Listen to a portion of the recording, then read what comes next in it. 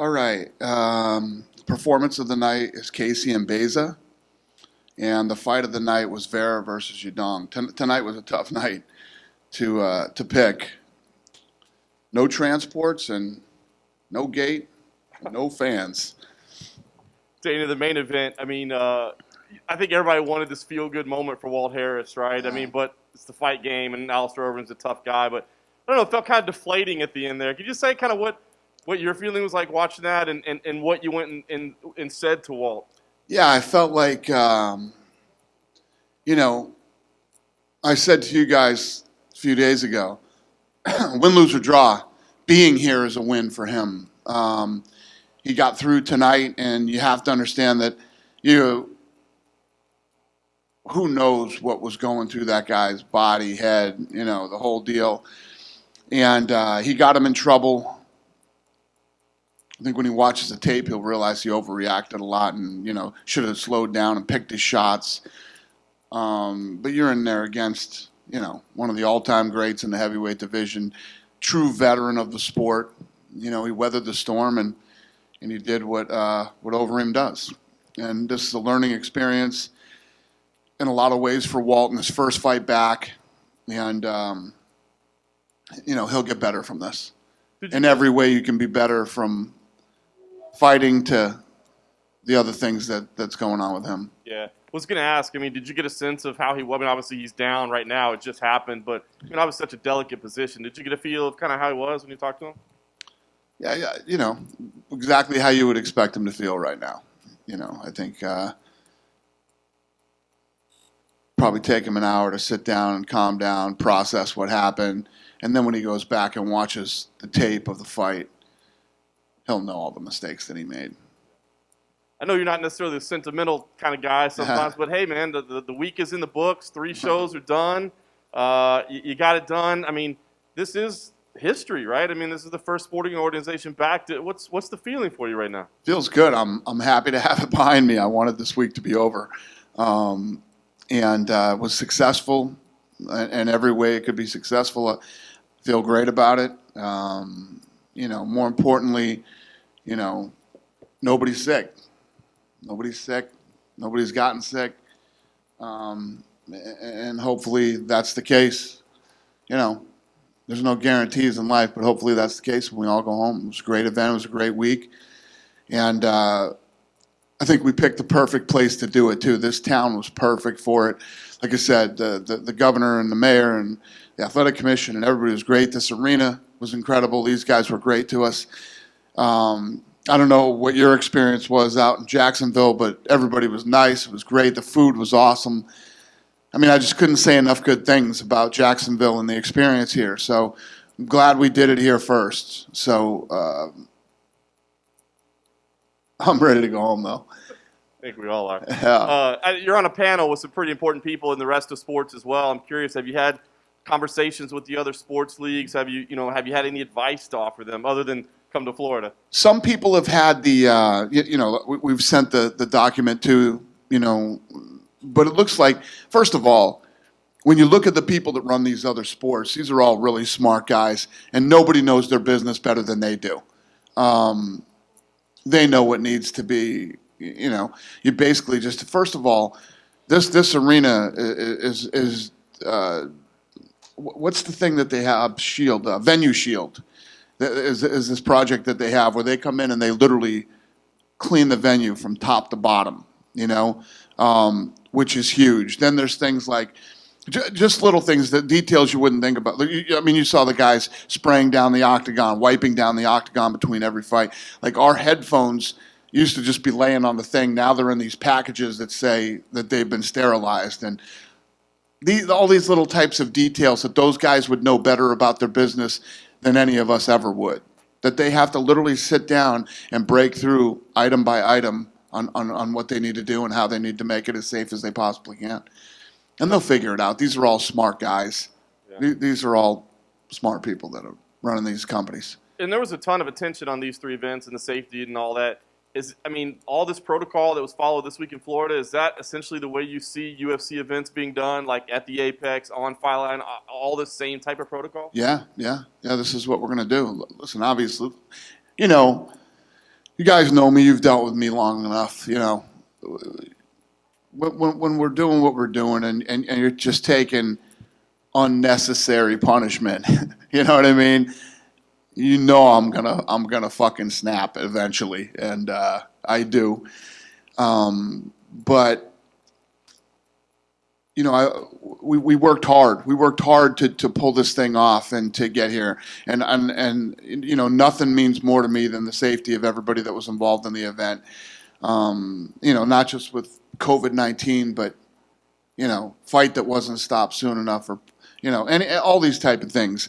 So every time we finish an event, you know, I want everybody to go home safe, and it's not any different now with the COVID-19 thing. And we will do everything in our power. We will spend the money. We will get the best, the brightest. We'll talk to doctors and, you know, experts in the field and to figure out how to beat it. One of the things that I always do is I believe that nothing is impossible. Everything can be done, especially in 2020. And you just have to be willing to work hard enough, spend some money, and come up with solutions. And that's what we did this week. Looking to the future, May 30th, you were hoping to have in Las Vegas. Any updates on that, on where we stand? Is May 30th going to be able to happen at the Apex? I don't know yet, but yeah, that's what we're working on. That's what we're hoping for. And once May 30th is on, we're rolling now. If we can't get May 30th at the Apex, it's going to be super disappointing, but we will go somewhere else. You'll definitely have a card on May 30th. 100%. And then we noticed tonight in the advertising for UFC 250 that had been announced for June 6th. Now it just says coming in June. So is that not happening June 6th, or do you know what's going on with that? What did they do? Just said coming in June. It used to say June 6th. Yeah, well, first of all, nothing has mattered to us but this week right now. This is all we care about. Getting through this week. We go home. We start getting back in the office next week. You know, all of our employees are being tested right now. So we're testing the whole company. And then we're going to get everybody back to work. And the matchmaking meeting is Tuesday. So we'll get our shit together next week. Sounds good. Well, I'll ask you one anyway. Last one for me. There was one fight that guys are going back and forth with each other on social media. That's John Jones and Francis Ngannou. Both seem to be wanting that fight. They say it's a big money fight. UFC's got to bring the big money. What do you think? It seems to be getting fans pretty intrigued. Is that a fight that you at least see as possible? Yeah, I mean, anything's possible. I mean, I don't know if those guys really want that fight. You know what I mean? Let me tell you this, and I'm not saying this is the case with these two. You see a lot of talk online and whatever it might be, but actually making fights is a whole nother ballgame. Just a lot of the talk about these three events have been there's no other sports on. From what you've seen, do you believe you've gained new fans who hadn't watched the sport before? I don't know. I don't know. I mean, hopefully that's the case. That would be awesome. But listen, it wasn't even about that. It was about, you know how strongly I felt that we could do this. So it's really what it was about for me. Eddie Hearn just announced his plans to bring boxing back in the UK. I was reading his plan. I have to say it seems very similar. Hotel, test the fighters when they arrive, socially distanced, digital media days, stuff like that. Yeah. Is he one of the guys you've spoken to about getting events back on? No, he and I spoke, but it was more just like he said, "You're the night of the fight." So that kind of stuff. No in detail talking. Cool. I know you said the matchmaking meeting is on Tuesday, but in regards to Fight Island, do you have an idea of who you'd like to see feature on that card, and do you have guys training for that date? Or No, I have no idea yet. We'll figure that out. I mean, guys are training. People are training right now. People want to fight. So I don't see an issue making a fight with anybody right now. And other than Rose, there might be others. So this isn't, I don't know if this is a fact, but I don't think there's anybody else that's brought up any issues about fighting right now. Okay. And last one from me. I know you said you prefer the crowds and you prefer the energy they bring. But having seen some of the fights we've seen over the past week, any argument that somehow having no crowds could negatively affect a fighter is out the window, right? Yeah, well, that was out the window anyway. I mean, I've been doing the Ultimate Fighter, for 15 some odd years. Well, there we go. I've been doing the Ultimate Fighter for 15 some odd years with no crowds, and obviously the Contender Series, and some of the best fights you'll ever see are on there. What was cool about tonight that was different for me, or this week, I mean, and for you guys too, was fights of this level with no crowd. Big difference. Dan right here. A lot's obviously been made of Walt's situation, but of course Alistair Overeem won the main event. What did you make of his performance? I feel like the last 10 years, a lot has been made of his chin or lack thereof, according to fans and pundits, but you saw he took a lot of damage and that still came back. So what did you make of That's crazy you say that. I said during the fight, I was like, damn, when did he get a super heavyweight chin? And recovered. Yeah, he looked good, And then there were several split decisions on this card. A lot of argument online. I think it was the co-main event between Angela and Claudia, the Song Yadong and Vera, and then one more escapes me. But did you agree with all of the split decisions on there? I gave Gedalia 1 and 3.